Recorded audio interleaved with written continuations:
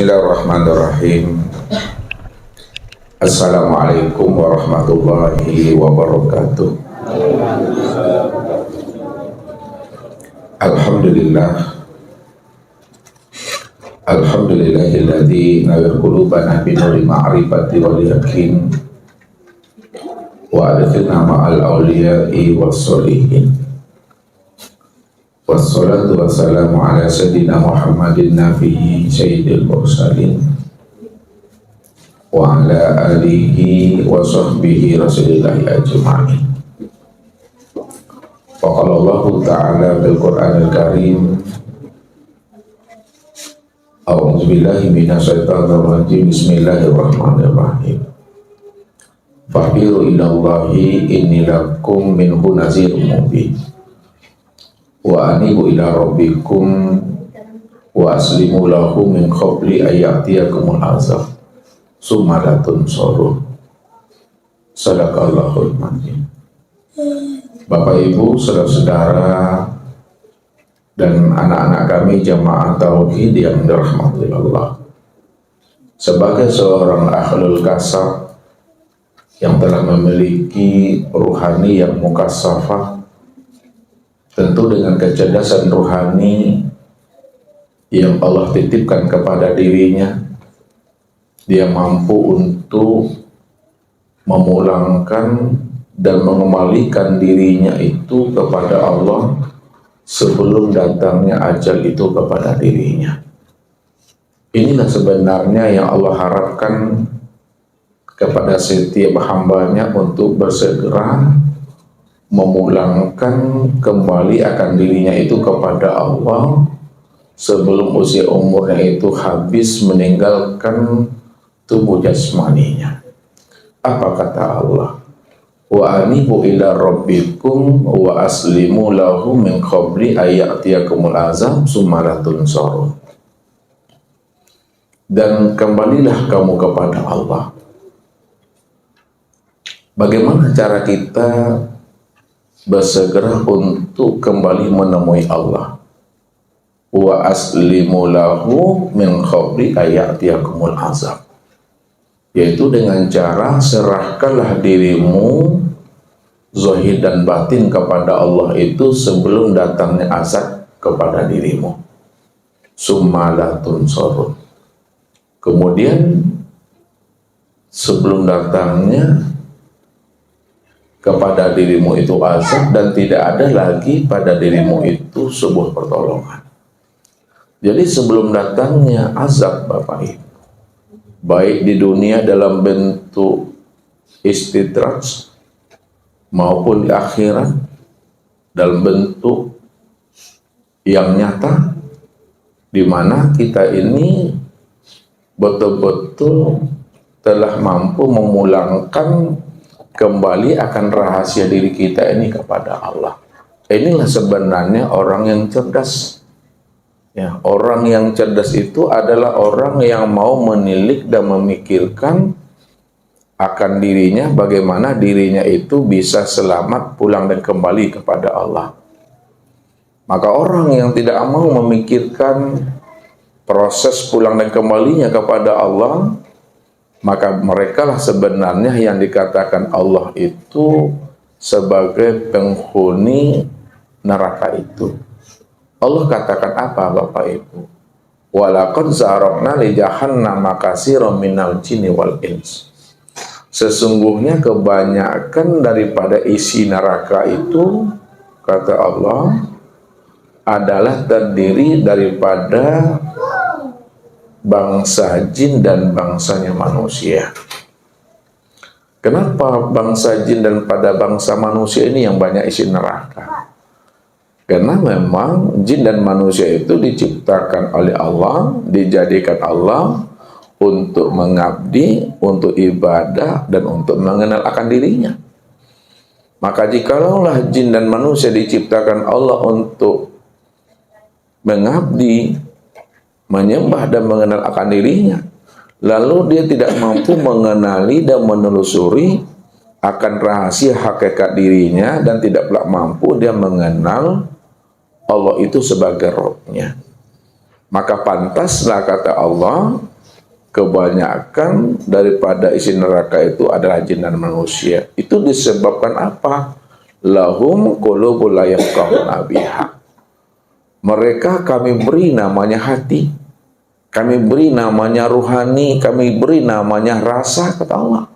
Tapi dengan hati ruhani dan rasa yang Allah berikan kepada diri mereka, mereka sendiri tidak mampu memahami dan merasakan akan kehadiran Allah itu yang menjadi rahasia dirinya.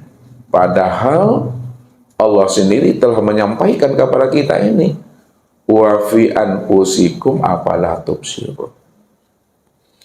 Diriku ini telah wujud, diriku ini telah zahir, diriku ini telah menjadi rahasia dirimu. Kenapa kamu tidak pahami, kata Allah.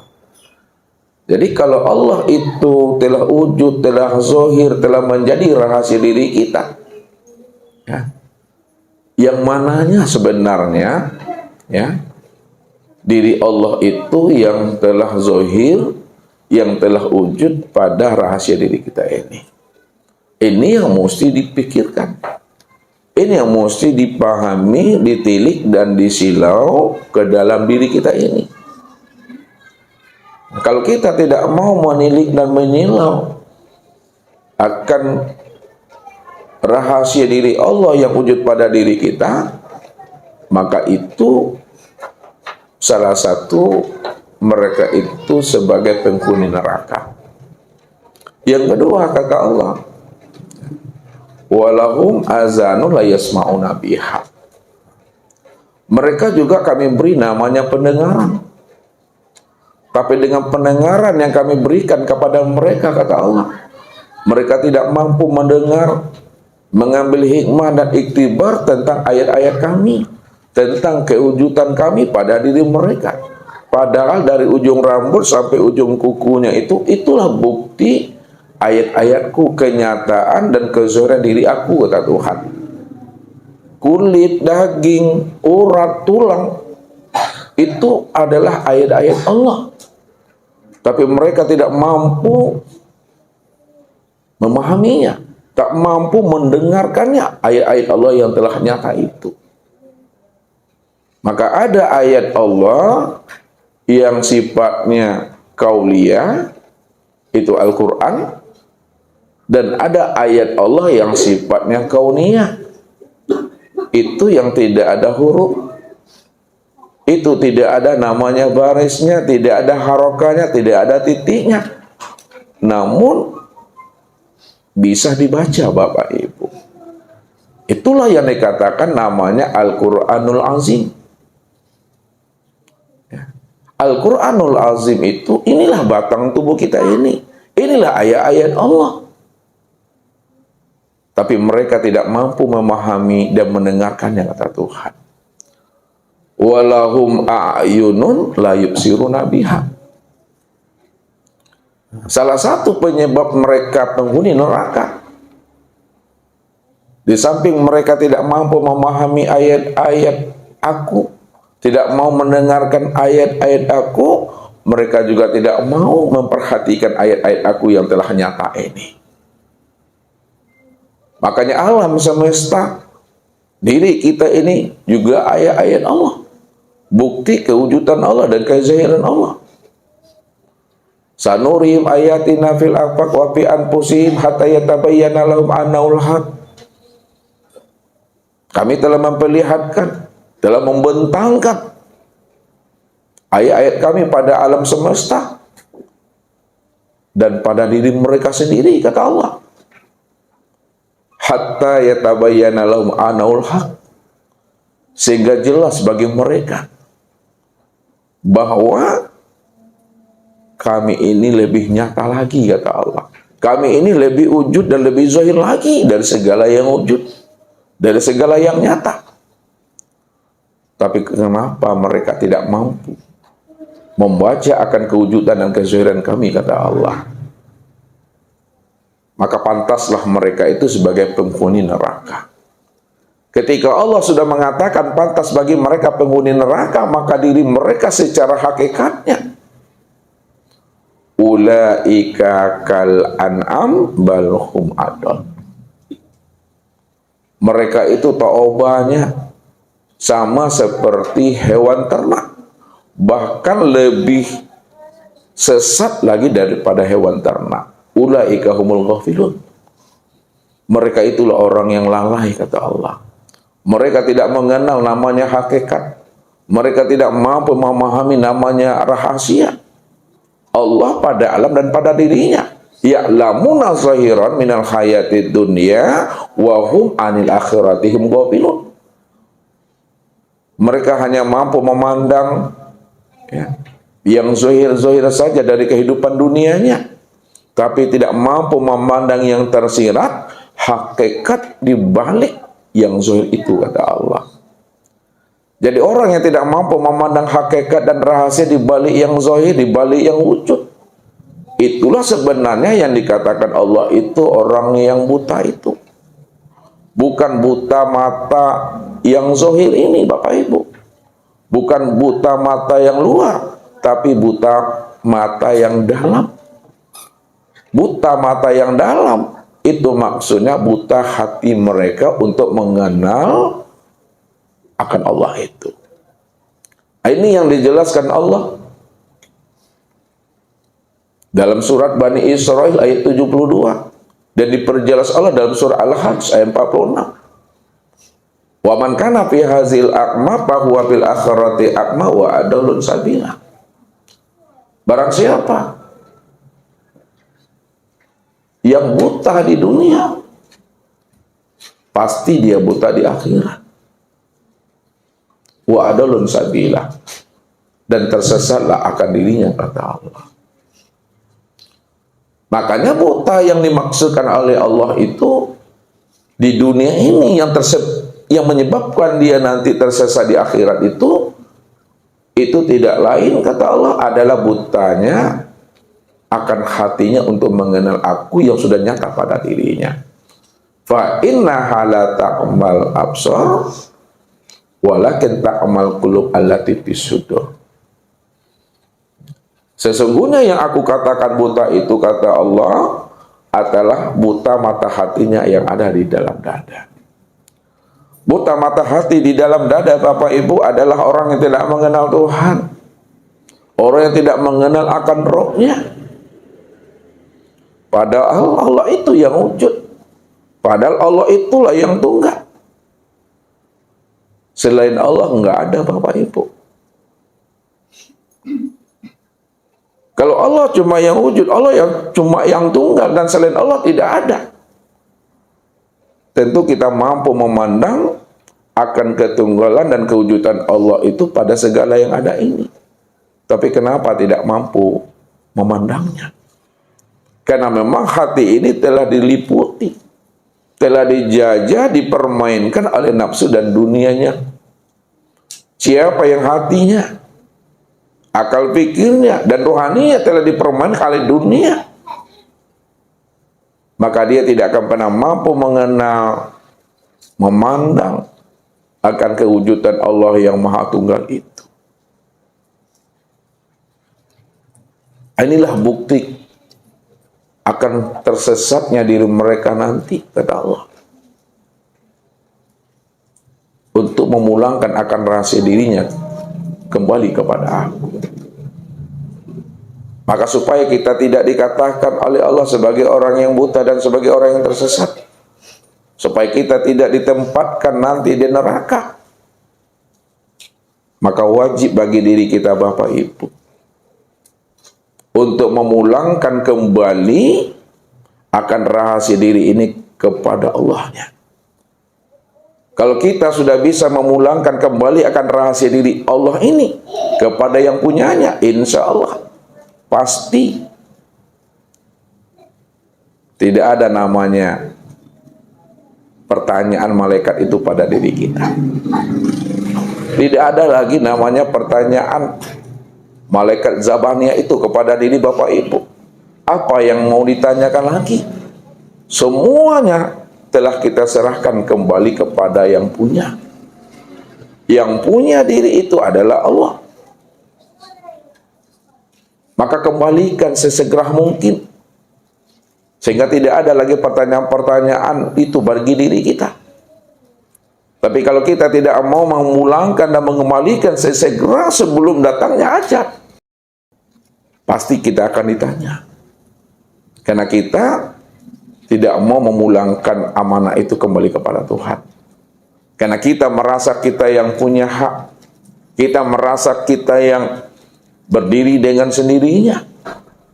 Padahal hakikatnya, apa yang kita punya, apa yang kita miliki, itu semuanya adalah titipan. Itu amanah itu.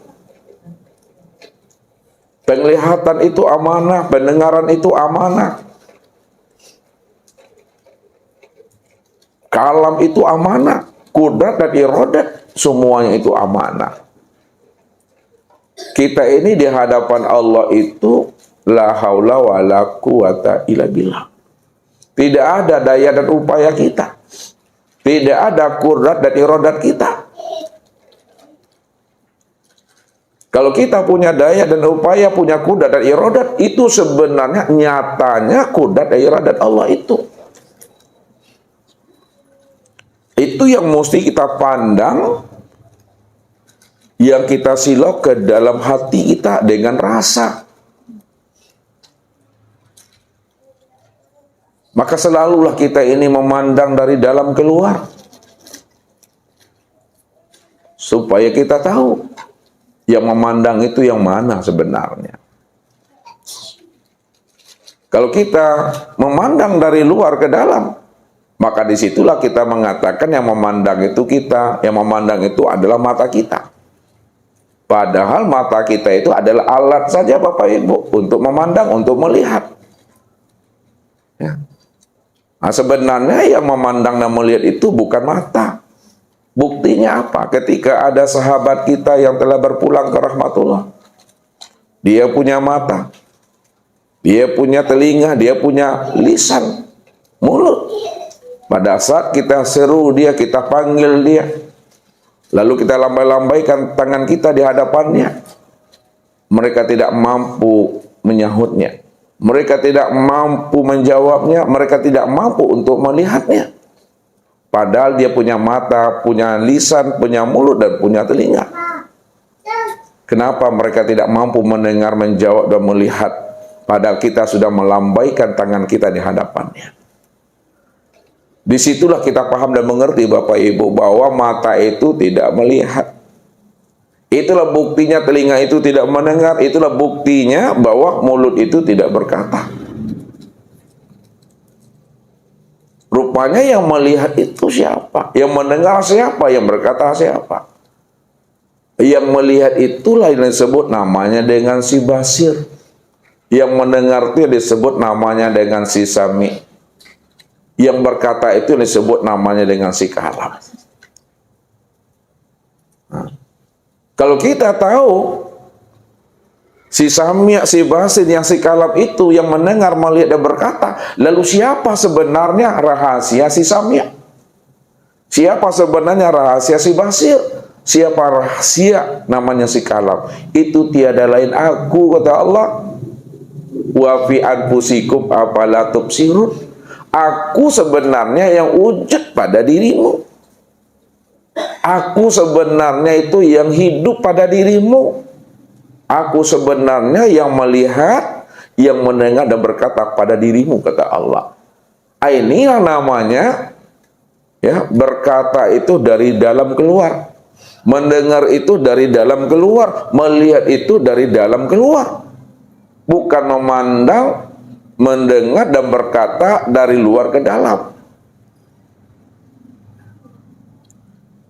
Untuk lebih mudahnya kita memahami Bapak Ibu, pada saat kita ini sholat, berdiri, rukuk, sujud dan duduk, mana yang lebih dahulu? Yang bergerak itu, yang rukuk itu, yang sujud dan duduk itu, ruhnya yang lebih dahulu bergerak atau tubuhnya yang lebih dahulu bergerak? Mana Bapak Ibu? Yang lebih dahulu bergerak pada batang tubuh kita itu yang mananya? Roh dulu. baru tubuh. Jadi yang bergerak itu yang dari dalam dulu yang bergerak, baru nampak di luarnya bergerak.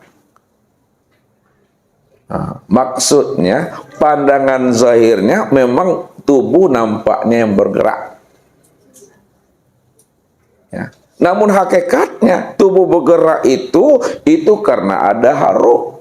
Kalau tidak ada haru takkan bergerak batang tubuh itu.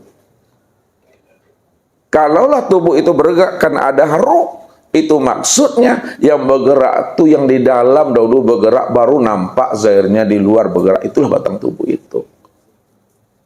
Nah, siapa yang di dalam? Nah, ini yang mesti dipahami.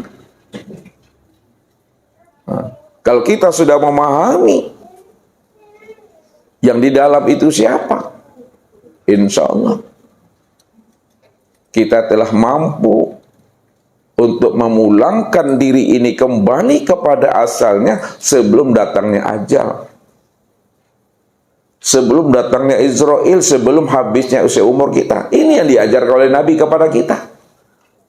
Nabi mengajarkan kepada kita, Bapak Ibu, ilmu mati supaya kita tahu hidup.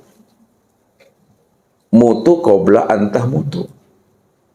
Matikanlah dirimu sebelum dirimu mati.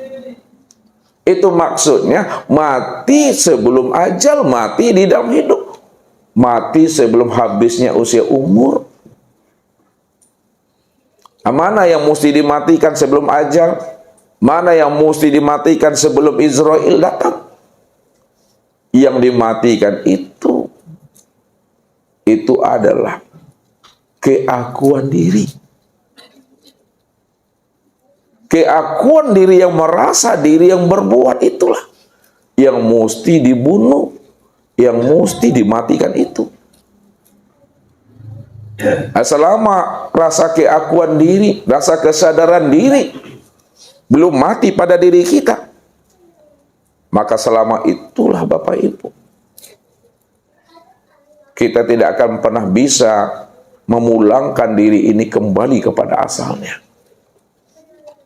Nah, pada saat ajal datang, diri belum kembali, maka disitulah setiap hamba itu pada saat sakratul maut, dia akan merasakan sakitnya mati itu.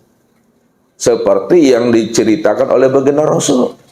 Karena Rasulullah itu Bapak Ibu telah diberikan dua rasa kepada diri beliau. Ada rasa nikmatnya mati, ada rasa sakitnya mati. Supaya beliau bisa menyampaikan kepada umatnya, dan umatnya bisa pula mengambil hikmah dan pelajaran. Apa yang disampaikan oleh Rasulullah itu hak. Itu. Rasa sakitnya mati, keluarnya roh dari tubuh ini. Itu bagaikan kambing yang dikupas kulitnya hidup-hidup Bapak Ibu. Kambing yang hidup itu ditanggalkan kulitnya, begitu sakitnya itu. Atau seperti 300 kali bacokan pedang, kata Rasulullah.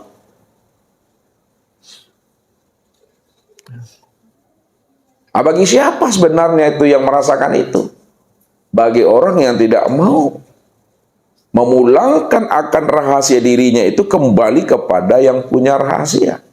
Karena dia yang merasa yang punya diri. Dia merasa memiliki.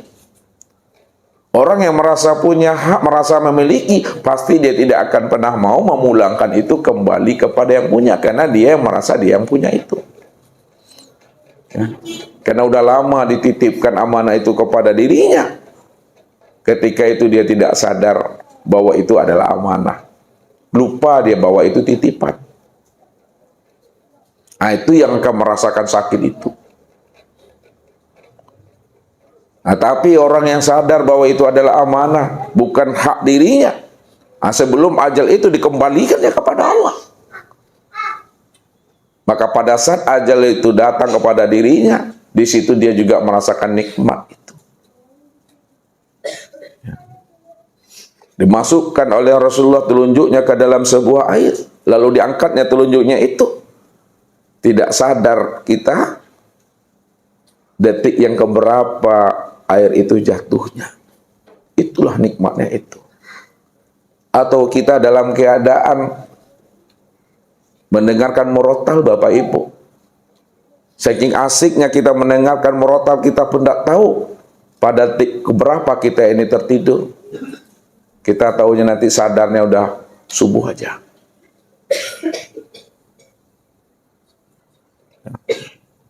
Namun bukti yang nyata nanti masing-masing kita ini akan merasakannya Bapak Ibu. Ya. Percaya tidak percaya, yakin tidak yakin. Karena proses itu semuanya kita akan alami. Kullu nafsin za'iqatul maut. Nah, setiap jiwa, setiap diri pasti dia akan merasakan namanya kematian itu. Kalaulah setiap diri akan merasakan namanya mati atau kematian, maka pahamilah mana sebenarnya yang mati pada diri kita dan mana sebenarnya yang merasakan mati, namun dia tidak mati. Yang mati itu, inilah yang disebut namanya tubuh jasmani. Nah, tubuh yang merasakan mati, namun dia tidak mati, merasakan mati, apakah rasanya tuh nyaman, ya, baik, tenang, atau perih, sakit? Itu yang disebut namanya tubuh ruhani. Itu tubuh yang halus, tubuh yang tidak berdarah. Tubuh yang tidak berdarah itu tubuh yang tidak berkulit, tidak berdaging, tidak berurat dan bertulang. Ini yang katakan namanya tubuh insani. Itu yang kamu merasakan. Tergantung apakah dia mengenal Allah atau dia tidak mengenal Allah. Kalau dia mengenal Allah, itulah nikmatnya Bapak Ibu, mati itu.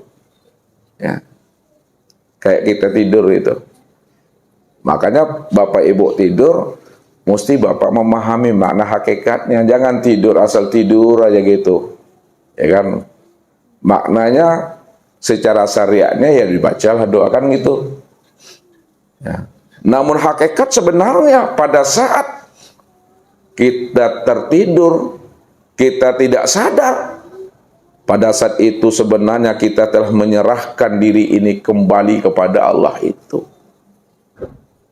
Serahkan diri kepada Allah seutuhnya pada saat itu.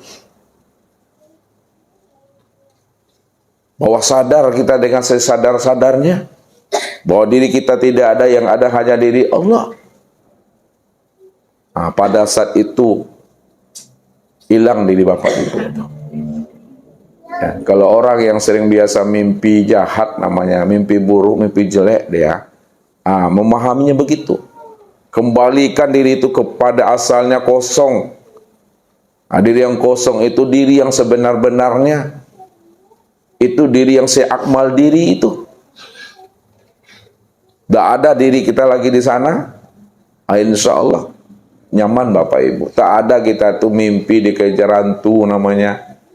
Ya. Ditikam orang, dibunuh orang, nyaman aja.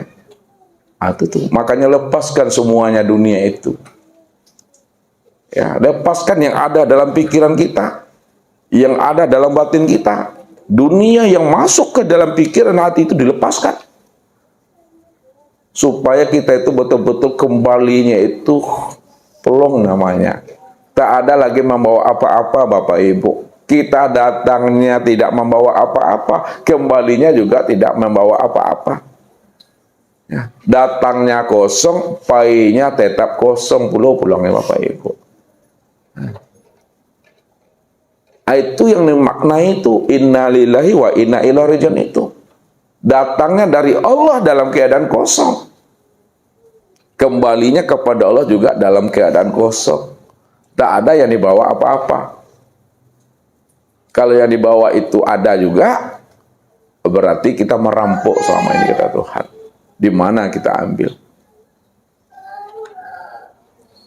Kalau dipahami makna hakikinya kosong, datangnya kembali kosong juga, pulangnya datangnya dari Allah, pulangnya tetap kembali jadi Allah.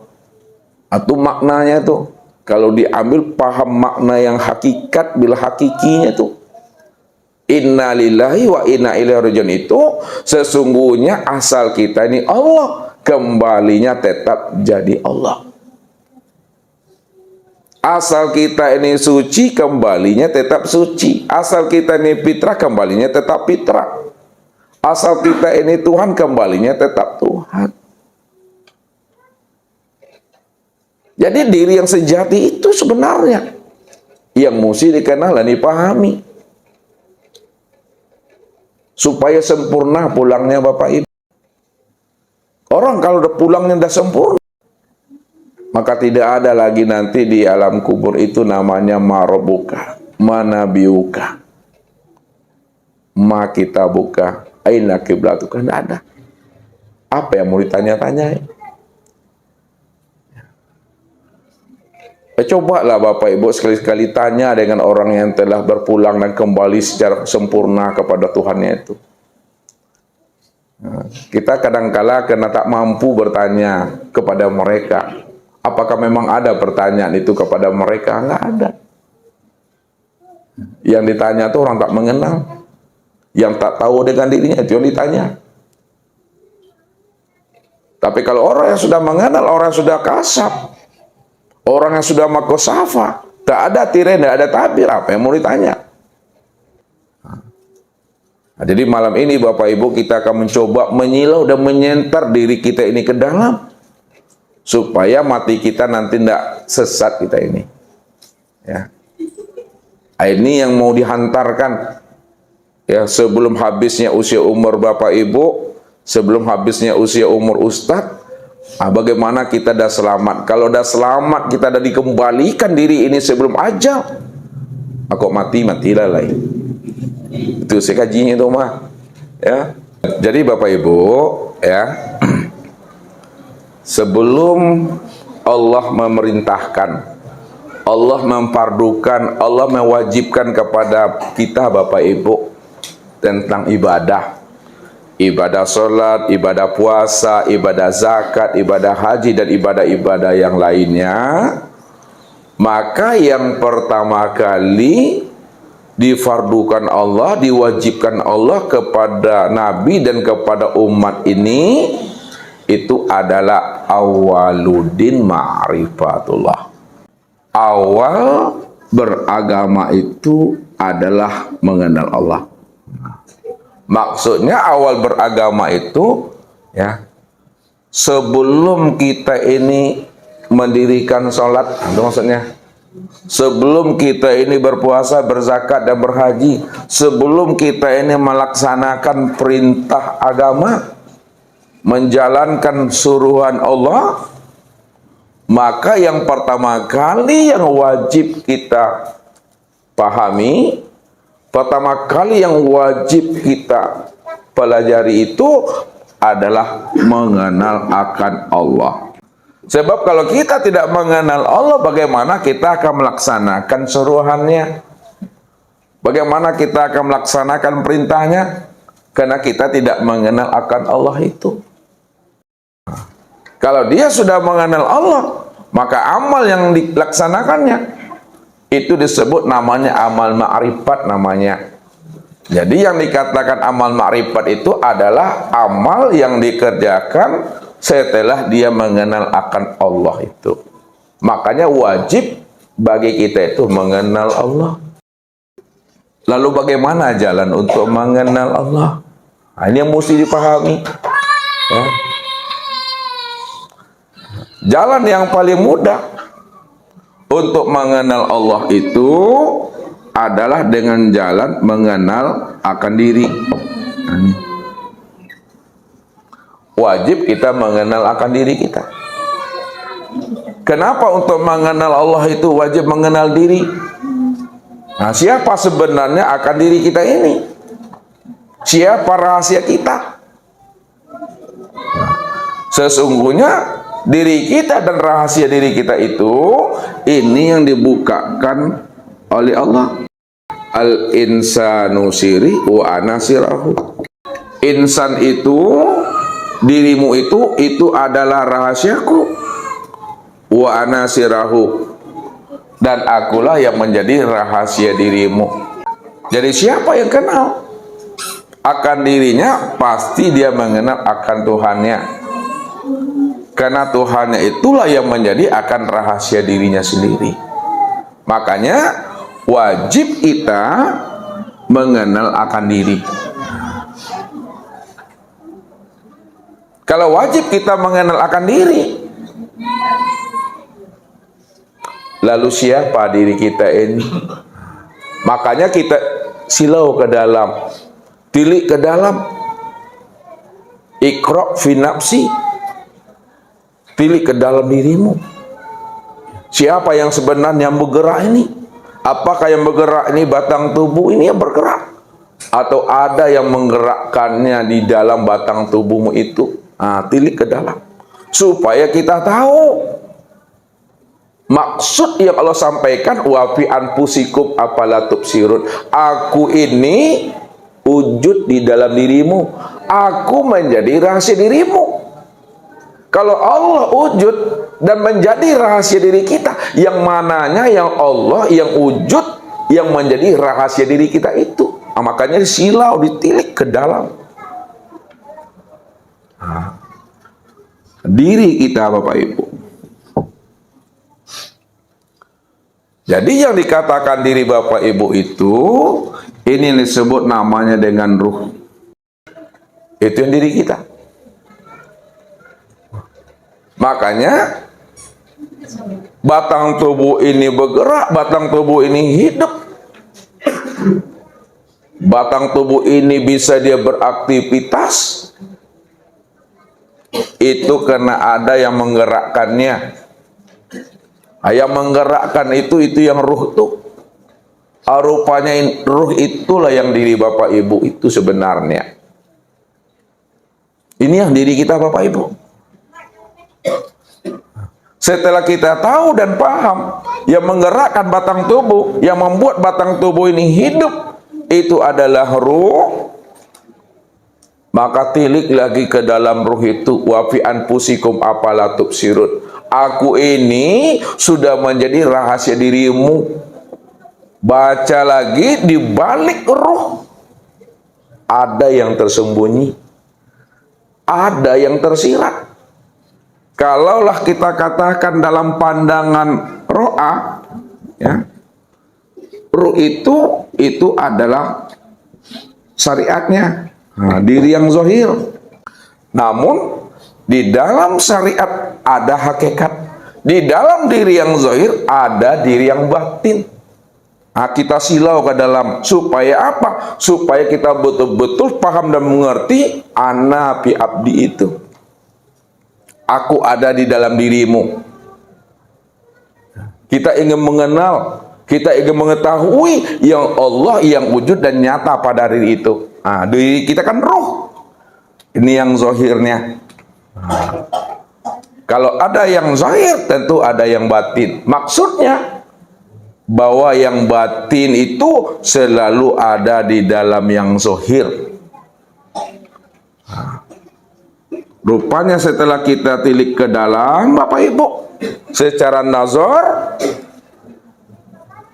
di dalam ruh itu yang disebut namanya dengan nur.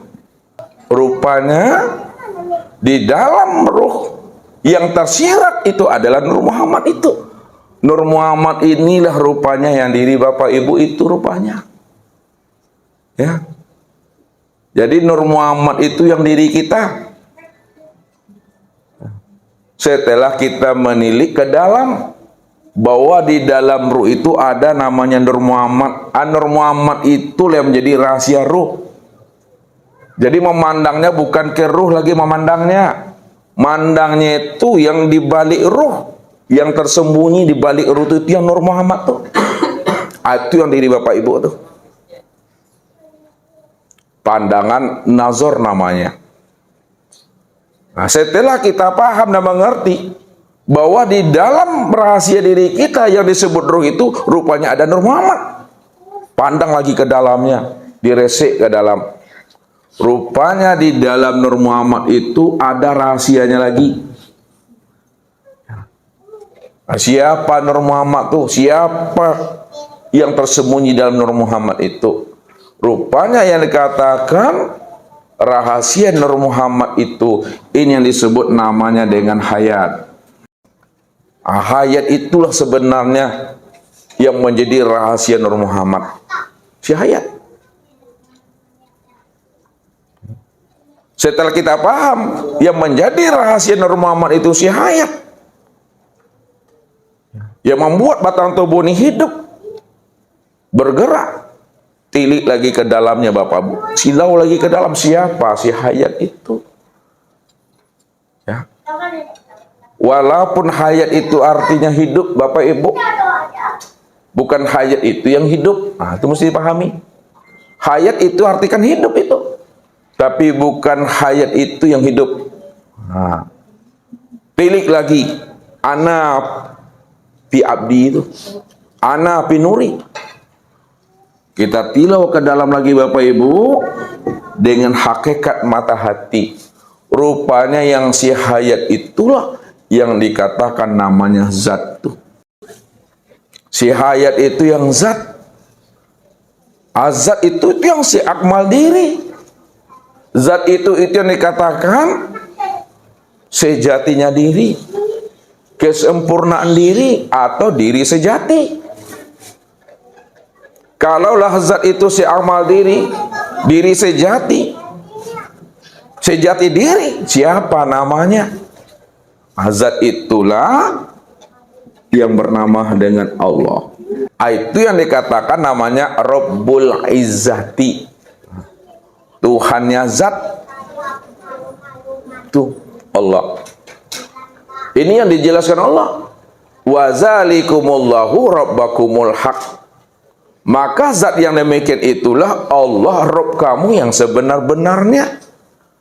Zat yang demikian itulah Rabbmu yang sebenar-benarnya yang bernama Allah.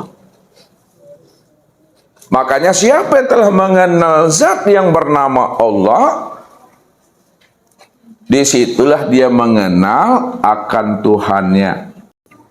Itu maksudnya, bahwa zat itulah yang Tuhan, namanya adalah Allah. Itu sebabnya siapa yang kenal dirinya pasti dia kenal akan Tuhannya.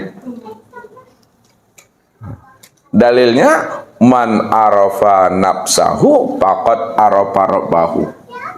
Man arafa nafsahu. Siapa yang kenal dirinya pasti dia kenal akan Tuhannya. Jadi kalau udah kenal diri pasti dia kenal akan Tuhan. Karena yang dikatakan diri tadi itu, inilah yang disebut namanya zat yang bernama Allah. Itu yang dikatakan si akmal diri itu. Itu yang disebut namanya sejati diri. Kalau kita sudah kenal sejati diri, si akmal diri itu adalah zat yang bernama Allah, maka pantaslah siapa yang kenal dirinya pasti dia kenal akan Tuhannya. Namun ingat Bapak Ibu, siapa yang telah kenal Tuhan, ya, dipastikan dirinya itu mati. Siapa yang dikatakan telah sempurna mengenal Tuhannya, dipastikan dirinya itu mati. Atau disebut namanya dengan binasa, atau dikatakan namanya fana. Kenapa orang yang sudah mengenal Tuhan dipastikan dirinya mati, dipastikan dirinya binasa, dipastikan dirinya fana? Karena cuma zat itu yang tunggal semata-mata. Zat itu cuma yang ada secara mutlak. Kalau zat itu cuma yang tunggal, yang ada semata-mata, yang mutlak, maka selain dirinya itu nggak ada. Selain wujud dirinya itu nggak ada Bapak Ibu. Kalau selain dirinya tidak ada, hanya dia cuma yang ada, maka ketika itulah sebenarnya diri kita ini disebut la haula wala quwata illa billah. Maka siapa yang sadar bahwa dirinya telah mati, tidak ada lagi merasa dirinya itu yang bersifat wujud, tidak ada lagi dirinya itu yang bersifat mendengar dan melihat, tidak ada lagi dirinya bersifat mengetahui, berkuasa dan berkehendak serta hidup. itu menunjukkan bahwa dirinya betul-betul telah mati di hadapan Allah, telah kembali. Itu dah. Ini yang dikatakan man aroba robbahu fasadal jasad. Siapa yang telah kenal akan Tuhannya, bahwa Tuhan itu cuma yang wujud, Tuhan itu cuma yang hidup, Tuhan itu cuma yang ada, fasadal jasad, maka ketika itu dirinya itu telah fana dan mati dah tuh. Tidak ada di hadapan Allah, Bapak Ibu. Man arafa nafsahu bil fana'i faqad arafa rabbahu bil hayati. Siapa yang telah kenal dan sadar bahwa dirinya itu fana, faqad arafa rabbahu bil hayat, pasti dia akan paham bahwa Tuhan itulah yang hayat itu. Karena dia cuma yang wujud, dia cuma yang tunggal, dia cuma yang esa. Itu namanya diri Bapak Ibu udah mati. Jadi syarat untuk mengenal Allah, syarat untuk berlikuk dengan Allah, syarat untuk bertatap wajah dengan Allah, syarat untuk bersua dengan Allah, mesti mati. Kalau tidak mati, kalau belum mati, apalagi ta'amuh mati, takkan pernah bersobok Bapak Ibu. Makanya mati dalam pandangan hakikat tidak pernah sama mati dalam pandangan syariat. Nah, jadi yang diminta di sini oleh Nabi sebenarnya mati dalam pandangan hakikat. Bila engkau adalah engkau, maka engkau tak kenal aku, kata Allah. Bila engkau merasa engkau yang wujud, pasti engkau tak mengenal aku, sebenarnya yang wujud itu aku. Bila engkau merasa engkau yang hidup, pasti engkau tak mengenal sebenarnya yang hidup itu aku. Itu artinya, selagi kita ini tidak mau mati, maka selama itu pula lah kita tidak mengenal yang hidup itu siapa yang sebenar-benarnya. Tapi sebaliknya Allah katakan, bila engkau bukanlah engkau, pasti engkau kenal akan aku ini. Bila engkau tidak lagi merasa engkau yang bersifat wujud, bila engkau lagi tidak mengatakan engkau yang bersifat hidup, maka yang wujud dan bersifat hidup itu tidak lain adalah aku, kata Allah. Nah, itu mati di dalam hidup, hilangnya keakuan rasa yang merasa diri itu yang bersifat wujud dan yang hidup itu yang mesti dimatikan sebelum ajal tuh, dengan rasa Bapak Ibu, dengan zuk tuh. Nah, kalau diri kita telah mati, wujudnya telah mati, sifatnya telah mati, maka ketika wujud dan sifat kita telah mati, pada saat itu barulah nyata Allah tuh. Nyata Allah tuh senyata-nyatanya, terang Allah tuh seterang-terangnya, jelas Allah tuh sejelas-jelasnya. Ya. Rupanya Allah itu Bapak Ibu, ini yang segala yang wujud. Allah itu segala yang nyata, Allah itu segala yang terang, Allah itu segala yang jelas, Allah itu segala yang ada, Allah itu segala-galanya. Itu nyatanya itu. Kenapa Allah itu segala yang nyata, yang wujud, yang terang, yang jelas dan sejelas-jelasnya? Karena dia cuma tunggal. Allah ini cuma tunggal, dia mutlak. Kalau dia cuma tunggal, dia mutlak, tentu dirinya cuma yang ada. Kalau dirinya cuma yang ada, maka segala yang ada itulah dirinya. Segala yang ada itu dirinya Bapak Ibu. Dia cuma yang tunggal, dia cuma yang esa. Maka esakanlah akan kewujudan Allah itu. Esakanlah akan ketunggalan Allah itu. Maksud esakan akan kewujudan Allah, ketunggalan Allah, tidak ada lagi segala yang wujud dan segala yang ada, melainkan segala yang wujud dan yang ada. Itulah nyatanya ketunggalan diri Allah itu semata. Dia cuma yang qiyamuhu binafsihi. Nih, nyata Allah tuh betul-betul zahir. Kalau Allah sudah nyata, Kalau Allah sudah zahir karena dia cuma yang ada, dia cuma yang tunggal. Lalu apanya yang nyata? Ini apanya yang nyata sebenarnya? Yang terlihat itu yang apanya? Yang nyata itu, Bapak Ibu, ya, yang nyata itu adalah zatnya. Yang nyata itu adalah sifatnya. Yang nyata itu adalah asmanya. Yang nyata itu adalah af'alnya. Jadi Tuhan telah nyata, segala yang nyata itu adalah dirinya. Lalu apanya yang nyata, kata Ustaz? Yang nyata itu adalah zat Tuhan, sifat Tuhan, asma Tuhan, dan af'al Tuhan, itu yang nyata.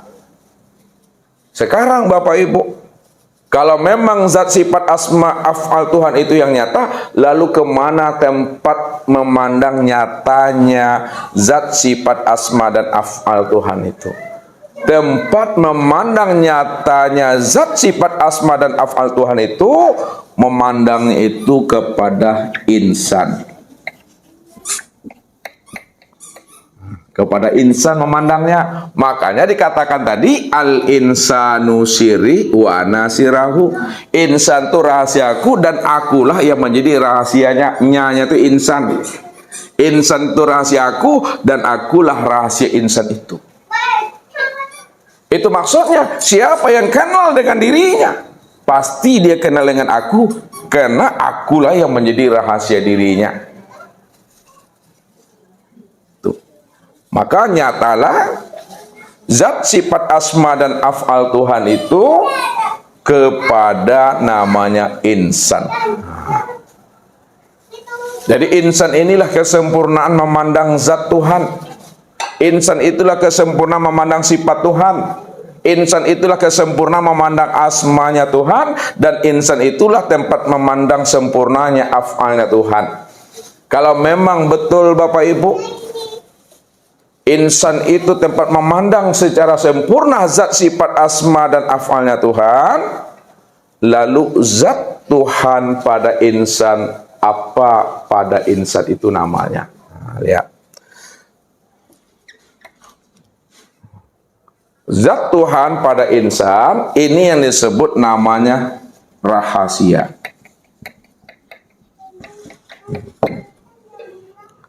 Jadi rahasia insan itu yang disebut namanya zat.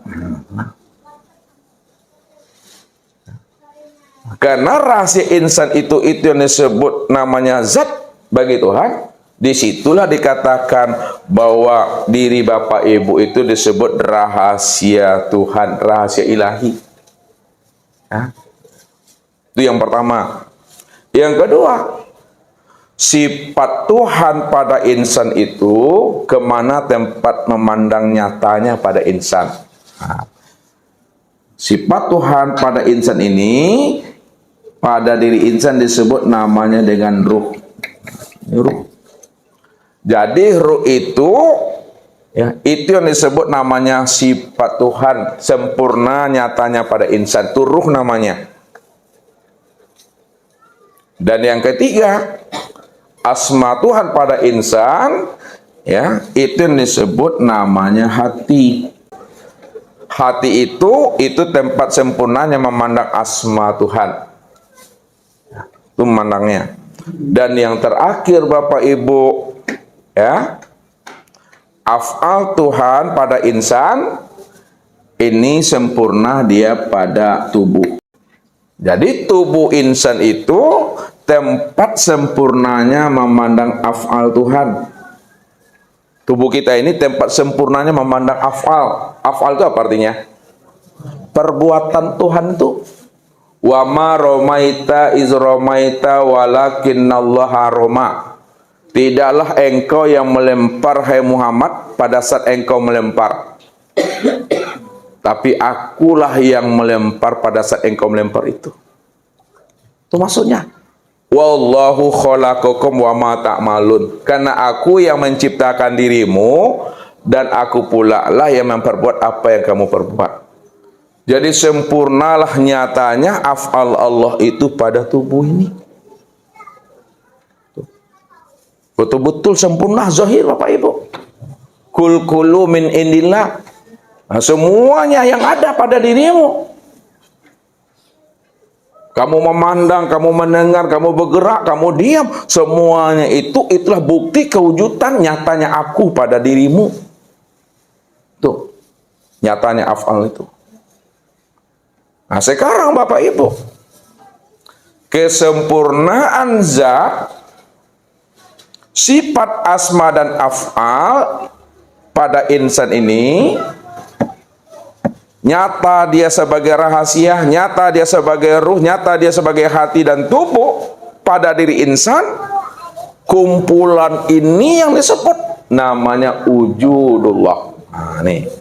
Kumpulan zat sifat asma af'al pada insan yang nyata pada diri insan yang disebut rahasia ruh, hati dan tubuh, inilah yang disebut namanya wujudullah. Wujud nyatanya Allah, wujud zahirnya Allah, penampakan Allah, tajalli Allah, kezahiran Allah. Lalu dipatrikanlah Bapak Ibu. Mempatrikannya itu di dalam dada dengan itikad. Kalaulah diri insan ini yang disebut wujudullah, kenyataan Allah, maka sebenar-benarnya diri insan itu, itulah yang Allah. Itu yang Allah. Kenapa diri insan itu sebenar-benarnya Allah? Karena insan ini adalah kenyataan aku. Insan itu kezahiran aku. Kalaulah insan itu kenyataan aku dan kezahiran aku, maka sesungguhnya sebenar-benarnya insan itu ya aku, kata Allah. Tidak ada siapa-siapa itu. Wallahu nafsiun wa ana nafsahu wujudahu. Allah itu yang diriku, diriku inilah yang diri Allah itu. Mana ada diri bapak di situ, di situ. Tak ada lagi diri ibu di situ mengaku-ngaku. Allah yang menjelaskan tentang rahasianya itu. Wallahu nafsiyun wa ana nafsahu wujudahu. Allah itu ya aku. Aku ini yang Allah itu. Tidak ada diri siapa-siapa itu. Nah, pada saat itu Bapak Ibu, ketika itu Bapak Ibu sudah kembali namanya tuh. Sudah kembali sebelum ajal sebutannya tuh. Ya, sudah sempurna kembalinya. Sebelum usia umur itu habis. Makanya orang yang telah mengenal akan rahasia dirinya, bahwa dirinya inilah sebenarnya diri yang sejati.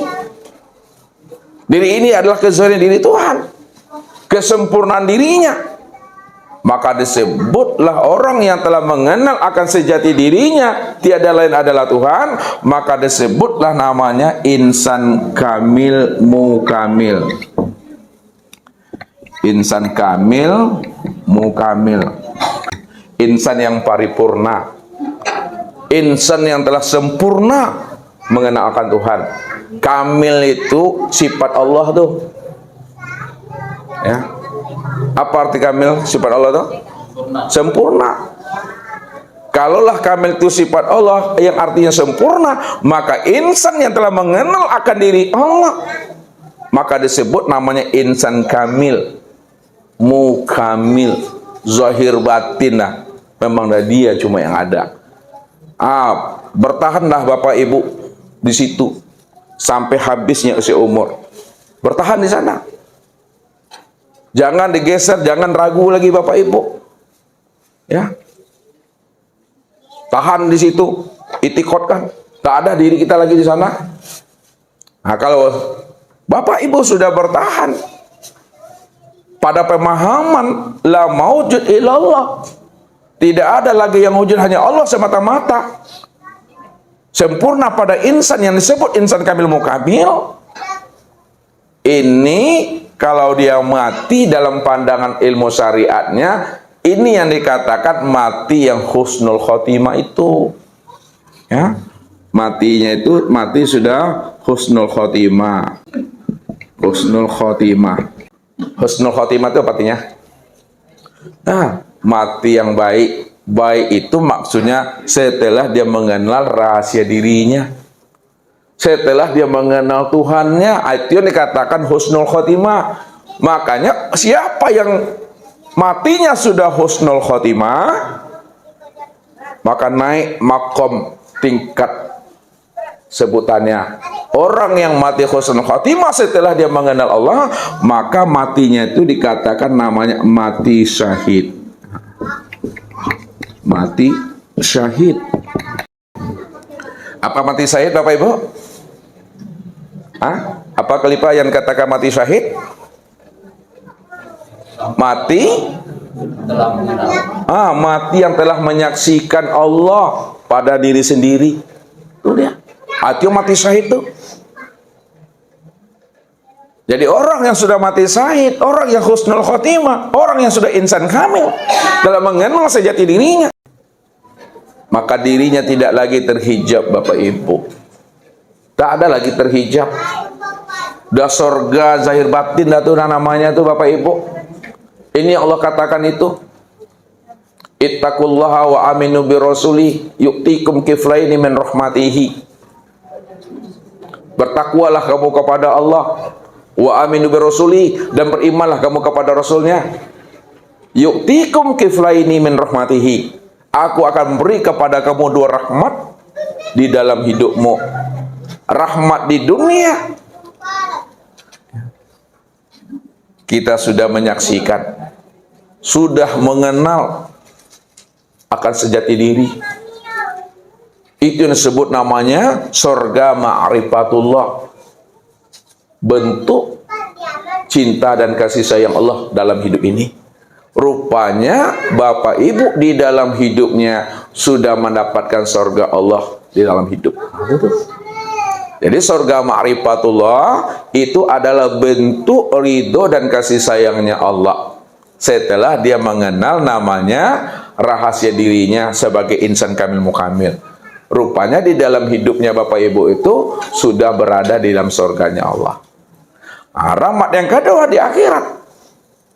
Karena kita sudah mendapatkan rahmat dan ridhonya Allah di dunia ini, maka dizahirkanlah wujud rahmat dan kasih sayangnya Allah itu dalam bentuk surga yang nyata Bapak Ibu. Itulah kebahagiaan-kebahagiaan, tempat yang terang, yang tak terbetik di hati, yang tak terpikir di akal. Diberikan Allah fasilitas yang bagus Bapak Ibu.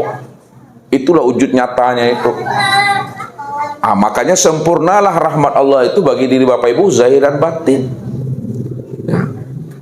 Sempurnanya Bapak Ibu tidak lagi terhijab, tidak lagi dia itu tertawan, terdinding oleh dimensi ruang, waktu dan tempat Bapak Ibu. Itu yang insan kamil mukamil. Cuma kita saja mungkin yang tak paham. Kita saja yang tak mengenal dan tidak mengerti tentang rahasia. Orang-orang kasab tuh, orang-orang arif billah, orang-orang mukasafah. Apakah anak kita, apakah ayah kita, apakah ibu kita, apakah istri kita, apakah suami kita, dan tidak tahu. Dan itulah sebenarnya orang yang hidup itu di mata Allah Bapak Ibu. Ya. Orang yang sebenar hidup itu yang nggak terhijab itu. Kapan dikatakan kesempurnaan hidup bagi dirinya? Setelah dia mati tadi. Kalau dirinya telah mati, maka kesempurnaan matinya itu hidup bagi dirinya. Kalau kesempurnaan mati itu adalah hidup, lalu yang hidup itu siapa? Yang hidup itu, yang si hayat itu ya Allah, yang saat itu dia. Itulah kesempurnaan itu. Yang dikatakan insan kamil mukamil itu.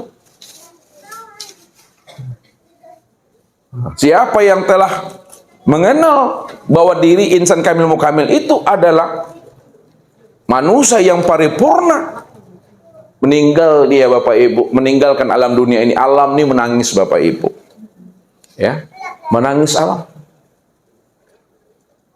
Kenapa alam itu menangis? Karena dia tidak lagi bisa menikmati sifat rahmatan lil alamin insan kamil mukamil itu. Baju yang dipakainya sedih dan menangis dia. celana yang pakainya sedih dia menangis, dia jam tangannya, kopiahnya, jilbabnya, semuanya itu menangis Bapak Ibu. Ya. Sedih dia karena tidak lagi bisa merasakan itu. Begitu memahaminya. Jadi bukan manusia saja, bukan suami, bukan istri, anak saja yang menangis kehilangan, tapi alam ini kehilangan Bapak Ibu. Kenapa alam itu menangis dan kehilangan? Karena dia mengenal siapa sebenarnya diri Bapak Ibu. Siapa sebenarnya yang insan kamil? Siapa sebenarnya insan itu yang sesungguhnya bagi yang kenal. Makanya kalau kita sudah kenal akan rahasia diri kita tadi, wajib pula kita di situ menjadi rahmatan lil alamin dan rahmatan bil alamin. Nah, itu kuncinya. Menjadi rahmatan lil alamin untuk sekalian alam ini menjadi rahmat. Rahmatan bil alamin untuk diri. Itu dia. Mana yang dikatakan rahmatan lil alamin? Dan mana pula yang dikatakan rahmatan fil alamin? Kalau kita sudah mengenal diri, kita lihat yang rahmatan lil alamin ini yang disebut namanya nur tadi. Nih, nur itu yang rahmatan lil alamin. Di mana letaknya nur itu rahmatan lil alamin? Karena dari nur itulah terciptanya segala yang ada. Ya. Bahwa segala yang ada, segala yang wujud alam ini ada karena Nur Muhammad itu maksudnya. Itu yang rahmatan lil alamin. Adanya surga itu dari Nur Muhammad tuh. Adanya neraka juga dari Nur Muhammad tuh. Adanya aras, adanya lu, adanya kursi. Ya, adanya langit dan bumi, adanya segala yang ada, itu dari Nur Muhammad. Itu rahmatan lil alamin namanya. Lalu yang mana yang rahmatan fil alamin? Rahmatan fil alamin pada diri Bapak Ibu. Pada diri Bapak Ibu, yang disebut namanya dengan ruh tadi. Itu dia. Di mana letak ruh itu rahmatan fil alamin? Maka hidup alam batang tubuhnya. Batang tubuh ini disebut alam, alam batang tubuh, alam jasmani. Ini bisa bergerak, ini bisa hidup karena ruh itu. Itu memandangnya. Secara umum, yang ruh itu yang Nur Muhammad itu maksudnya. Pandang lagi secara ma'rifat. Secara makrifat yang rahmatan lil alamin dan rahmatan fil alamin itu namanya si hayat. Ini dia. Siapa si hayat? Si hayat itulah yang zat namanya Allah. Allah itulah sebenarnya yang rahmatan lil alamin dan rahmatan fil alamin. Itulah yang Allah katakan. Wa rabbuka yakhluqu may yasha wa yakhtar. Maka nalahumul khiyarah. Akulah Rabbmu yakhluqu mayasha. Aku yang mengadakan segala yang ada. Aku yang menzahirkan segala yang wujud. Segala yang ada, segala yang wujud, segala yang zahir itu dariku, kata Allah. Asalnya aku, kata Tuhan. Kalaulah segala yang zahir, segala yang wujud, segala yang nyata itu asalnya aku, kata Allah. Wa yakhtar. Maka akuilah yang akan menetapkan ketetapan itu pada dirimu, Tuhan. Allah yang menetapkan takdir, Allah yang menetapkan qadahnya itu. Alam ini Allah yang menentukannya. Maka nalahumul khiyarah. Karena aku yang menetapkan qadah takdir kepada dirimu, maka pilihanmu itu tak berlaku bagi aku. Tapi pilihan akulah yang berlaku bagi pilihanmu, kata Tuhan. Karena akulah yang berhak di situ. Karena aku Tuhanmu. Engkau adalah hambaku dan kekasihku, kata Allah. Mana yang dikatakan hamba, mana yang dikatakan kekasih tadi? Yang dikatakan hamba, yang dikatakan kekasih, ini yang nur nih. Ini yang hamba tuh. Ini yang dikatakan kekasih. Makanya kalau kita ingin dipanggil Allah sebagai Habibullah, secara makna hakikat, kenalilah Nur Muhammad itu. Karena Nur Muhammad itulah yang sudah sempurna dia pada alam, sempurna dia pada batang tubuh, dan sekalian nyawa nih yang ada pada tubuh. Itulah yang katakan kekasih Allah itu. Nur Muhammad itu yang kekasih Allah. Jadi siapa yang mengenal akan rahasia dirinya, Nur Muhammad, itu udah dikatakan Allah dia kekasihnya Allah. Inilah yang dikatakan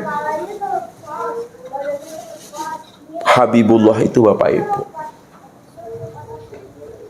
Rupanya kekasih Allah yang disebut namanya Habibullah atau Nur Muhammad. Nur Muhammad inilah wasilahnya. Itu ilmunya. Turun dia ke bawah. Muhammad ini atau Nur Muhammad ini sebagai wasilah. Wasilah untuk apa? Wasilah untuk liqa dengan Allah. Liqa apa artinya, Bapak Ibu? Bertemu dan bersua dengan Allah. Itulah maksudnya itu. Kul in kuntum tuhibbunallaha fattabi'uni yuhibbukumullahu wa yaghfir lakum dzunubakum wallahu ghafurur rahim.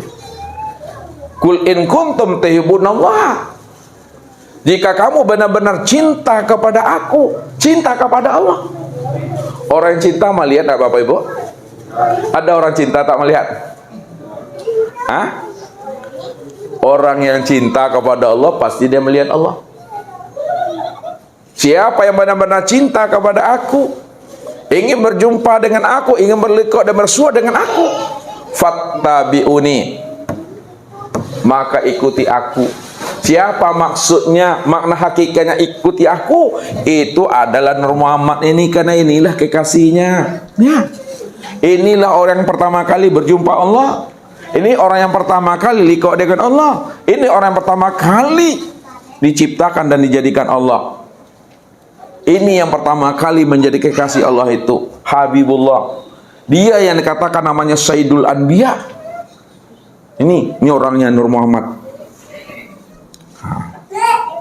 Sekarang Nur Muhammad sebagai wasilah untuk berjumpa dengan Allah. Pada diri Bapak Ibu itu yang dikatakan namanya Rasul. Pada diri Bapak Ibu itu yang dikatakan Rasul. Rasul itu utusan. Mana yang katakan Rasul utusan di dalam diri Bapak Ibu? Ini yang namanya ruh ini. Itu dia. Dahruh namanya. Dahruh sebutannya. Ya. Makanya Allah bilang, laqad kana lakum fi rasulillahi uswatun hasanah liman kana yarjullaha wal yaumal akhirah. Apa artinya itu, Bapak Ibu? Laqad kana lakum fi rasulillahi uswatun hasanah. Sesungguhnya pada diri Rasulullah itu terdapat uswatun hasanah bagi diri kamu. Mana yang dikatakan Rasulullah uswatun hasanah? Ini yang disebut namanya Nur Muhammad rupa ruh. Ini dia. Ini yang uswatun hasanah. Nur Muhammad rupa ruh. Liman kana yarjullaha, siapa yang berharap, siapa yang pingin berjumpa dengan Allah, maka kenalilah Rasulullah di dalam dirimu itu. Wa'lamu anafikum Rasulullah. Ketahuilah bahwa di dalam dirimu itu ada Rasulullah. Itu yang katakan Nur Muhammad sudah menjadi rupa-rupa dari kita. Inilah wasilah itu. Ini yang dikatakan namanya mursyid Rabbaniyah. Itu dia. Mursyid Rabbaniyah itulah wasilah untuk menghantarkan kita berjumpa Allah. Jembatan bagi Bapak Ibu untuk wasil liqa dengan Tuhan itu. Itu dia. Setelah kita wasil dengan Allah, wusul dengan Allah, berjumpa dengan Allah, ketika itu rupanya Bapak Ibu, antara Bapak Ibu itu tidak ada dinding pembatas lagi, tidak ada wasilah di situ lagi. dikatakan wasilah, dikatakan jembatan, dikatakan perantara, itu sebelum Bapak Ibu mengenal. Sebelum Bapak Ibu berjumpa dan bersua disebut namanya wasilah. Jembatan perantara untuk sampai kepada Allah.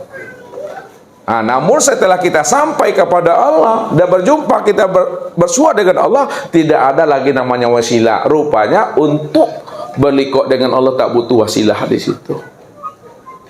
Ya, karena Allah itu sudah teramat sangat dekat pada diri kita. Karena diri kita inilah kenyataan dirinya. Baru kita tahu bahwa diri kita ini kenyataan dirinya setelah kita mengenal diri kita itu la haula wala quwata illa billah. Di situlah duduk pahamnya. Aqrabu ilai min hablil warid, itu dia. Kan itu yang ditanyakan oleh sahabat kepada Rasulullah. Ya Rasul, apakah Allah itu jauh ya Rasulullah? Di langit? Atau Allah itu dekat? Maka turunlah firman Allah, yang bunyi firman Allahnya apa Bapak Ibu? Apa bunyinya Pedi? Al-Qur'annya apa bunyinya? Bahwa Allah itu mengatakan dirinya kepada Muhammad untuk disampaikan kepada yang bertanya bahwa itu aku tuh dekat. Apa bunyi firman Allah itu? Ada yang tinggal lagi. Fa iza sa'alaka ibadi anni fa inni qarib. Maka apabila ada hambaku bertanya kepada engkau ya Muhammad tentang aku, apa aku jauh atau dekat? Beri jawaban hai Muhammad, fa inni qarib. Katakan hai Muhammad, aku itu sesungguhnya amat sangat dekat. Dekat Allah itu Bapak Ibu. Kalau memang Allah itu amat sangat dekat, dekat yang bagaimana Allah itu dengan diri Bapak Ibu? Dekat yang bagaimana ya Rasulullah Allah itu pada diri kita kalau memang Allah itu sangat dekat? Apa jawaban Allah lagi kepada Rasulullah?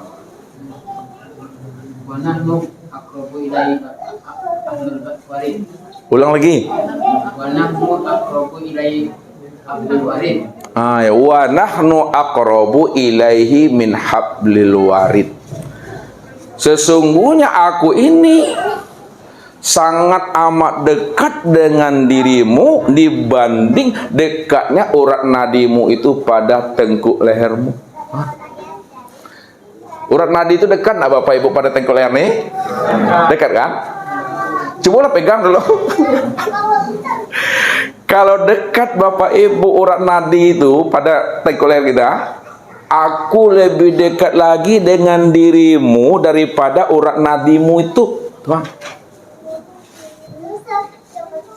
Nah, kalaulah mata hitam dan mata putih ini dekat pada penglihatan kita, maka Allah lebih dekat lagi dengan diri Bapak Ibu daripada dekatnya mata hitam dan mata putih ini pada diri Bapak Ibu. Itu maksud ayatnya. Kalaulah hidup itu dekat pada diri kita, aku lebih dekat lagi dengan dirimu daripada dekatnya hidup itu pada dirimu. Jadi pada saat Allah telah mengatakan dirinya amat sangat dekat, disitulah Allah mengatakan wa huwa ma'akum aina ma kuntum. Itu apa artinya itu? Dan dianya Allah beserta dirimu di mana saja kamu berada. Itu maksudnya wafi anfusikum tuh. Wafi anfusikum, aku selalu wujud hadir beserta dirimu di mana saja kamu berada. Karena Allah selalu hadir beserta diri kita di mana saja kita berada. Barat, timur, utara, selatan, kemanapun kita memandang, menghadap. Ketahui kata Allah, ala innahu bi kulli syai'in muhit. Karena kewujudan aku, kezahiran aku, kehadiran aku beserta dirimu sudah meliputi segala yang wujud. Segala yang wujud, segala yang apa tuh? Segala yang ada. Maka segala yang ada, segala yang wujud, segala yang zohir, segala yang batin, maka aku yang nyata pada sekalian yang wujud itu ya Tuhan. walillahil masyriq wal maghrib fa inna ma tuwallu fasama wajh. Kalau aku sudah meliputi segala yang ada, segala yang wujud, maka kemanapun kamu hadapkan ruhanimu, kamu hadapkan kolbumu, kamu hadapkan jiwamu, maka yang terpandang itu cuma aku, kata Allah. Kenapa yang terpandang aku? Karena aku meliputi segala yang wujud, dan segala yang wujud itu, itulah kenyataan diriku. Kalaulah segala yang wujud itu kenyataan diriku, maka patrikan di dalam hati Bapak Ibu. Kalau segala yang wujud itu adalah diriku, maka segala yang wujud itu aku. Kayak Ustadz ini dihadapkan ke sana, maka yang terpandang juga wajah aku. Nih ya. Madap Ustadz ke sana, yang terpandang juga wajahku, ini dia wajahnya. Madap lagi Ustadz ke sana, terpandang ini juga. Madap lagi ke sana, yang terpandang juga diri. Karena dia cuma yang wujud. Kalau dia cuma yang wujud, maka segala yang wujud itu aku. Baru kamu tahu bahwa segala yang wujud itu aku pada saat engkau sudah benar-benar keluar engkau dari diri engkau sendiri. Itu kuncinya tuh. Siapa yang sudah benar-benar keluar dari dirinya sendiri, maka disitulah yang wujud yang ada itu hanya aku. Tidak ada diri siapa-siapa. Dirimu itu juga diriku, diri aku sebenarnya dirimu. Itulah makna hakiki daripada kul huwallahu ahad itu. Katakan hai Muhammad, engkau itu aku itu yang engkau. Muhammad itu wujud aku inilah wujud dirimu. Ahad itu Bapak Ibu, esa dia satu. Siapa yang ahad, siapa yang esa, siapa yang satu? Yang ahad, yang esa, yang satu, ya aku tunggal sejati itu ya Allah itu Bapak Ibu. Barulah nampak zatnya, barulah kelihatan sifatnya, barulah kelihatan asmanya, barulah terzahir afalnya. Dalam semua gerak dan diam, itulah nyatanya gerak dan diamnya aku, Tuhan. Tidak ada siapa-siapa lagi sana. Itu udah kembali namanya Bapak Ibu. Udah kembali sebelum mati itu, udah kembali sebelum ajal. Jadi jangan Bapak Ibu pikirkan kembali menemui Allah itu seperti kita menemui teman. Ya. Datang kita ke rumahnya, bukan begitu.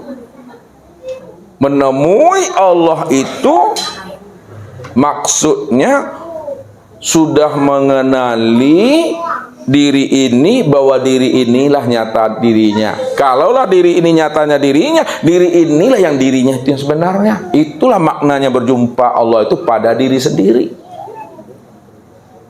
Makanya Nabi Muhammad pada saat ditanya oleh Umar, apakah engkau melihat Allah ya Rasulullah? Naam.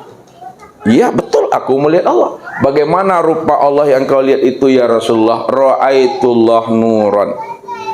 Aku melihat Allah itu nur. Lihat kita memahaminya. Mudah-mudahan Bapak Ibu masih ingat. Ra'aitullah nur. Ra'aitullah nuran. Aku melihat Allah itu nur. Kemana memandangnya Rasulullah itu? Makna hakikatnya nur.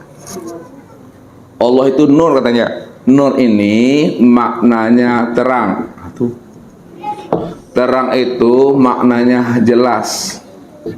Jelas itu maknanya nyata. Nyata itu maknanya adalah wujud. Maka segala yang wujud, ya, segala yang nyata, segala yang jelas, segala yang terang pada sekalian alam, pada diri Bapak Ibu, itu adalah nur. Nur itu siapa? Nur itu aku, kata Allah. Ini yang terang nih, yang wujud nih. Segala yang wujud itu yang dikatakan nur. Yang nur itu yang Allah itu. Makanya Nabi mengatakan, ra'aituhu bil fuadi walam arahu bil ain. Aku melihat Allah itu dengan fuad, dengan kolbu, dengan rohani, dengan rasa. Bukan melihat dengan ini Bapak Ibu. Maksudnya apa? Bahwa yang Allah yang dimaksudkan oleh Rasulullah nur itu itu tiada lain sempurna nyatanya pada diri sendiri. Itulah maksudnya Rasulullah itu ketika Mi'raj, Bapak Ibu, Nabi memandang ke depan tidak nampak Tuhan, memandang ke belakang tidak tampak Tuhan, memandang samping kanan tidak nampak Tuhan, memandang samping kiri juga tidak tampak Tuhan. Disitulah Nabi paham dan mengerti bahwa Tuhan itu sudah nyata sempurna pada dirinya ini. Sini memandangnya. Kenapa? Karena nur itu sudah menjadi batang tubuhnya, nur itu sudah menjadi sekalian ruhnya itu. Makanya memandang Allah itu zahir dan batin. Zahirnya sudah berupa tubuh, batinnya sudah berupa ruh. Kumpulan tubuh dengan ruh, itu yang disebut namanya insan. Tuh insan, insan inilah aku, Tuhan. Inilah penegasan Nabi kepada Umar. Wahai Umar, apabila engkau sudah bisa memandang aku, sudah sama engkau memandang Allah. Apa sebabnya? Siapa yang bisa memandang aku, dah sama dia memandang Allah. Hei Umar, apabila engkau sudah bisa memandang nur, nur itu sudah jadi batang tubuhku, nur itu sudah menjadi ruhku, sudah sama engkau memandang Allah. Karena Allah itulah yang wujud, Allah itulah yang tunggal, Allah itulah yang esa. Esa, wujud dan tunggalnya Allah itu sudah meliputi segala yang ada, termasuk dirimu, termasuk diriku. Disitulah letaknya kesempurnaan memandang Allah itu pada insan. Apa dalilnya itu? Kesempurnaan memandang Allah itu pada insan. Wa khalaqa Adam. Ini dia. Wa khalaqa Adam ka suratihi. Dan dijadikan alam itu adalah gambaran rupa diriku. Adam, alam, diri kita ini Adam, diri kita ini alam. Wa khalaqa Adam ka suratihi, dan dijadikan Adam itu, alam dan dirimu itu adalah rupa diriku, itu adalah wajah diriku. Ini sempurnanya. Alam ini kan wajah Allah, alam ini rupa Allah. Namun kesempurnaan memandang wajah Allah dan rupa Allah itu, ini pada insan ini. Sini sempurnanya Bapak Ibu. Sini sempurna memandang itu. Jadi jangan memandang kemana-mana, tetap sempurnanya ini. Terpandang si A, sempurnanya si A itu di diri ini. Teringat si B, kesempurnaan si B itu di sini. Mana tahu Bapak Ibu di dalam sholat, Bapak Ibu Allahu Akbar, ingat anak, ingat suami, ingat menantu, ingat odong-odong kalau buat anak ketek. Kesempurnaan anak, suami, istri, odong-odong itu pulangkan dia ke sini. Ke sini pulangnya, sempurnanya itu memandang wajah Allah tuh, ya ke sini Bapak Ibu. Ini juga wajah Allah juga semuanya. Alam ini juga wajah Allah.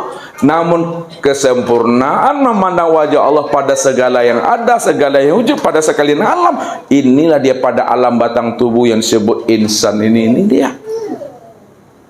Wa khalaqa Adam ka suratihi itu. Ya. Kesempurnaan memandang aku ya pada dirimu. Adam itu aku. Begitu Allah katakanlah. Bahasanya yang sempurna. Dirimu itu aku, diri aku itu dirimu. Kalau dirimu itu adalah aku dan aku adalah dirimu, maka tidak ada dirimu, yang ada itu aku. Kalau udah paham seperti itu, apa mau disebut lagi? Ya, tidak perlu disebut-sebut lagi. Kalau disebut hanya untuk menjelaskan Allah yang wujud, yang tunggal saja. Tidak pun disebut, memang dia cuma yang ada. Kalau ada juga selain dirinya, itu masih buta namanya. Itu yang sesat itu yang najis tuh. Jadi bagaimana kita menghindari diri kita itu tidak najis, tidak buta, tidak tersesat? Jangan terlihat akan wujud keakuan diri. Itu aja lah tuh. Jangan terlihat akan keakuan diri atau wujud diri atau merasa diri yang berbuat, jangan sampai terlihat. Yang ada hanya wujud Allah, keakuan Allah, ya Allah aja untuk lihat. Itu yang namanya Bapak Ibu. Itu udah sempurna tuh Bapak Ibu. Cara malikok dengan Allah, cara makrifat kepada Allah, cara menyaksikan Allah itu mudah sekali memahaminya. Ya, yang sulit itu apa Bapak Ibu?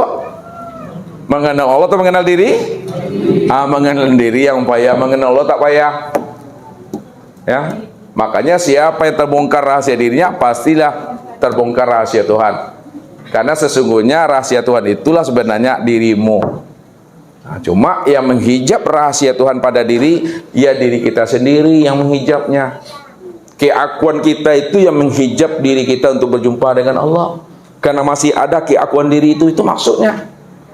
Yang ego tuh, yang aden tuh, lupa dia aden yang sebenar itu siapa, ambo yang sebenar itu siapa, aku yang sebenarnya itu siapa.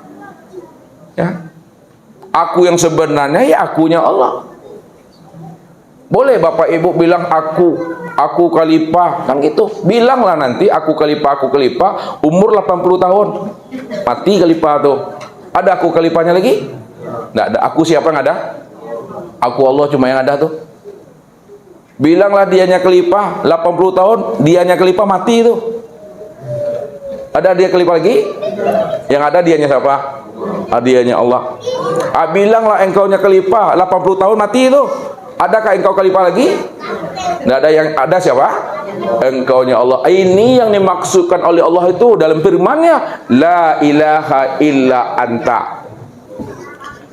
La ilaha illa anta. La ilaha illa huwa. La ilaha illa ana. Tidak ada yang wujud melainkan yang wujud tuhnya engkaunya Allah. Tidak ada yang wujud melainkan wujud tuhnya dianya Allah. Tidak ada yang wujud melainkan wujud itu ada akunya Allah. Inilah yang katakan akunya sejati, dianya sejati, antanya sejati, itu ya Allah tadi, itu yang zat. Karena dia cuma yang tunggal, dia cuma yang ada. Kalau kita sudah paham yang aku sejati itu Allah, yang dia sejati itu Allah, yang engkau sejati itu Allah, boleh kita beraku-aku, boleh kita panggil dia engkau, tidak berdosa Bapak Ibu. Karena kita paham yang dianya itu bukan dianya dia, tapi dianya Allah. Kita paham yang engkau yang kita panggil itu bukan engkaunya dia, tapi engkaunya Allah. Yang kita sebut itu bukan akunya dia, bukan akunya aku, tapi akunya Allah. Barulah sempurna itu. Dari Allah, bagi Allah, untuk Allah. Itu tuh bagi Allah, dari Allah, untuk Allah. Dari Allah, bagi Allah, untuk Allah. Tidak ada dari kita untuk Allah, tidak ada dari Allah untuk kita. Dari Allah, bagi Allah, dan untuk Allah. Namun tutuplah bahasa ma'rifat. Ditutup. Ya, ditutup bahasa ma'rifat itu dengan bahasa syariat, maka disebut namanya hamba Allah. Hamba Allah. Maksudnya hamba Allah itu Allah yang berpakaian hamba, Allah yang berwujudan hamba. Itu sebenarnya hamba Allah itu, hamba itu yang Allah tuh. Hamba itu yang Allah tuh. Maka ditutup dia dengan bahasa hamba Allah. Dikasih nama hamba-hamba ini kan di syariat. Hamba itu di syariat, Allah itu di hakikat. Kenapa hamba di syariat, Allah itu di hakikat? Karena hamba ini, ya, ini nyatanya. Nyatanya, kalau nyatanya berarti ini zohirnya. Sedangkan Allah di hakikat, ya, ini yang batinnya. Ini yang batin. Sekarang yang batin itu dah zahir. Yang batin itu dah zahir. Siapa yang batin tadi namanya? Allah. Kalau Allah itu dah zahir, sudah nyata, sudah wujud, Maka nyata dan zahir serta wujudnya Allah itu disebut namanya hamba. Ini yang dikatakan Allah berpakaian hamba. Sebenarnya hamba itu yang Allah itu. Allah itu yang hamba itu. Nah, diambil lagi duduk pahamnya. Allah itu yang zatnya, hamba itu yang sifat. Punya maksudnya. Makanya dikatakan sifat itulah kenyataan zat. Kalaulah sifat itu kenyataan zat, patrikan dalam diri. Sifat itulah yang sebenar-benarnya zat. Jadi untuk melihat zat, memandangnya ke mana? Memandang mana? Sifat. Untuk memandang zat, pandangnya ke sifat. Apa sebabnya memandang zat mesti ke sifat? Karena sifat inilah sebenarnya kenyataan zat. Sifat inilah kezohiran zat. Sifat ini terjadi zat. Kalaulah sifat ini kenyataan zat, sifat ini kezohiran zat, sifatnya terjadi zat, maka sebenarnya sifat itulah sebenar-benarnya yang zat itu. Apa? Itu memahaminya. Kalau Bapak Ibu beri nama, zat siapa namanya? Allah. Sifat siapa namanya? Muhammad. Maka yang dikatakan Muhammad itu hamba. Yang disebut hamba itu Muhammad. Nah, siapa hamba dan Muhammad itu sifat. Siapa sifat? Sifat itu yang zat yang sebenarnya. Itu yang Allah maksud. Qul huwallahu ahad. Katakanlah, hei Muhammad, engkau tu aku tu engkau. Sifat itu zat. Zat itu yang sifat. Itu maksudnya. Ini yang disebut dua yang tiada berpisah, dua yang tiada berbeda. Satu dia Bapak Ibu, sebutannya dua, panggilannya dua, tapi hakikat yang dua itu sebenarnya satu juga dia Bapak Ibu. Nggak ada bedanya itu. Itu maksud Ustadz, jangan dipisahkan sifat dengan zat, jangan diceraikan zat dengan sifat. Tetap diesakan dia. Penyebutannya boleh berpisah, tapi pandang hakikat itu esa dia. Gula lah gula. Gula pasir. Ini gula. Ini manisnya. Pernahkah berpisah Bapak Ibu gula dengan manisnya? Ini manisnya di sini. Ini gulanya sini. Pernah? Tidak. Kalau tidak berpisah, manisnya letaknya di mana? Manisnya letaknya di gula. Itu dia. Itu maknanya gula itu, manis itu terbitnya asalnya daripada gula. Manis itu terbitnya asalnya daripada gula. Manis itu yang aku. Manis itu kenyataan gula. Itu maksudnya. Kalaulah manis itu kenyataan gula, maka sebenarnya yang manis itu itulah yang gula itu. Nggak boleh dipisahkan itu Bapak Ibu. Itu aja maksudnya, itu aja pahamnya.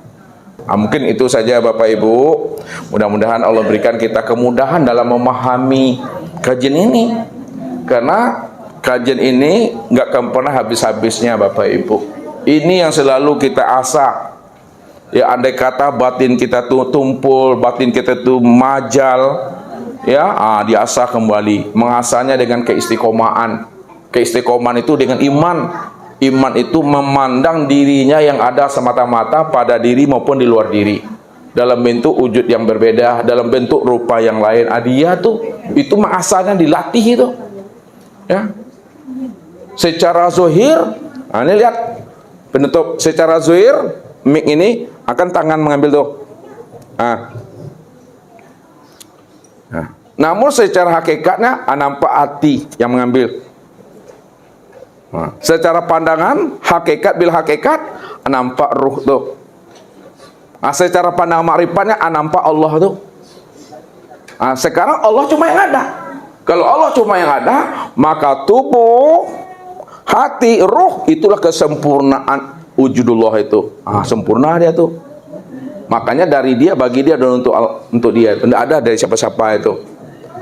Ya, yang wujud aku. Kalau aku yang wujud, maka yang hayat itu aku. Ya. Siapa yang merasa wujud, siapa yang merasa hayat, ada merampok aku dah tuh.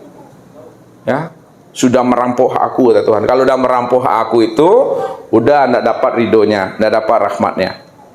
Itu saja. Sekarang kita buka pertanyaan dan tanya jawabnya. Ya, bila taufik wal hidayah. Assalamualaikum warahmatullahi wabarakatuh.